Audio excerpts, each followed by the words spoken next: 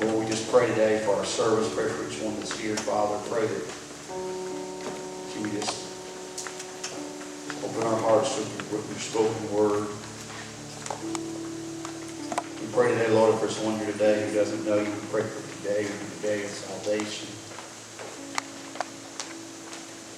Just be with Brooke now as he comes to bring the message you placed in his heart. We ask these things in Jesus' name. Amen.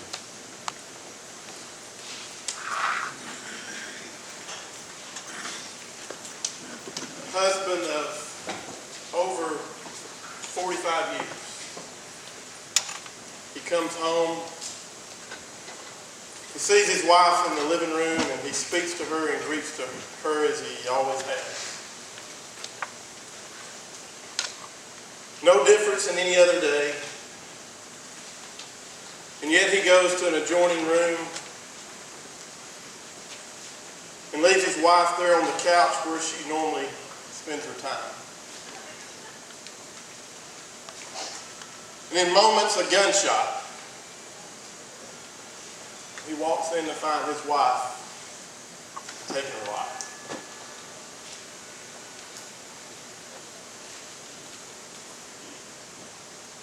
Another family,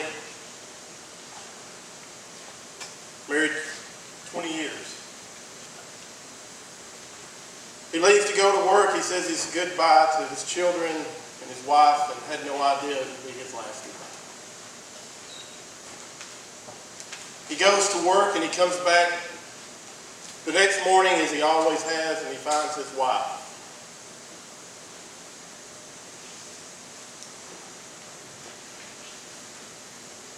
And the list could go on and on. And yet the questions of why or how or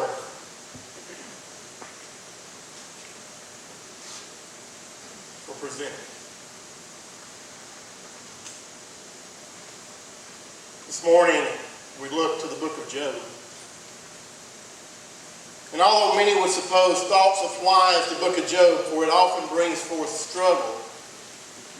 It often brings forth doubt and why God? My prayer would be that God, not as much to answer the whys or answer the questions that we have,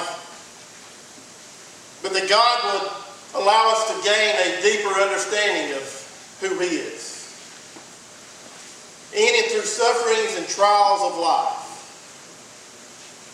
Today's message would be choosing faith among suffering.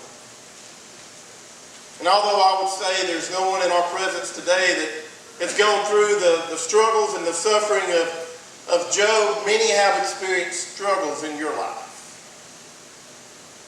And it seems today among the church and the society that there's a direction or pull to say if life is good.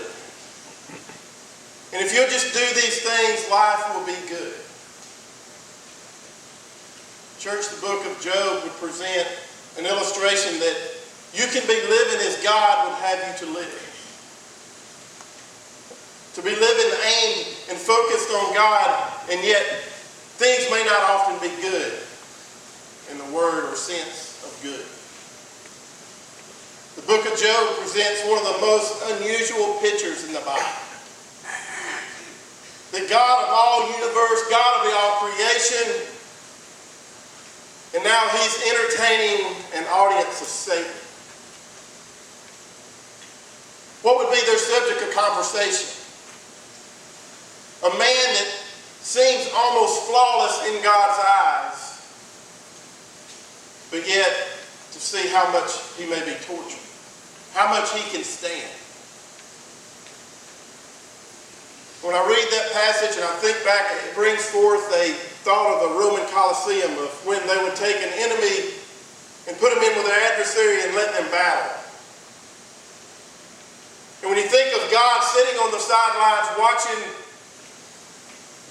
if not allowing,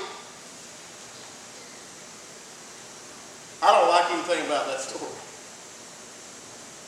It makes me uncomfortable.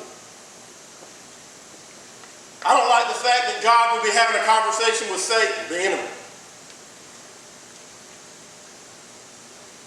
It looks or appears that God is watching from the sidelines to see what Job can endure. Nothing about that story seems to make sense when you first read it. And it certainly doesn't bring thoughts of comfort to someone that's suffering or going through a trial in their life. Yet I say, church, that's part of the point. Part of the point is suffering doesn't always make sense. It doesn't always add up. The human response would be that of the first chapter of Job. When you think about the first part of the verse, it talks about Job and God blessing him. God providing for him. And that would be the verse that all of us would like to desire in our lives, for us to be blessed and for everything to be going well in our life. Job was described as blameless. He was described as upright. He sought after God. The Bible said he had family, he had possessions. This was a man that had not gone through suffering in his life. We would be drawn to that. But our expectations of such a life comes to reality as we begin to read. Suffering comes well armed, and suffering comes through illness, and suffering comes through crisis. Suffering comes through loss of life. Suffering pays no attention to who you are or what you possess. And in the midst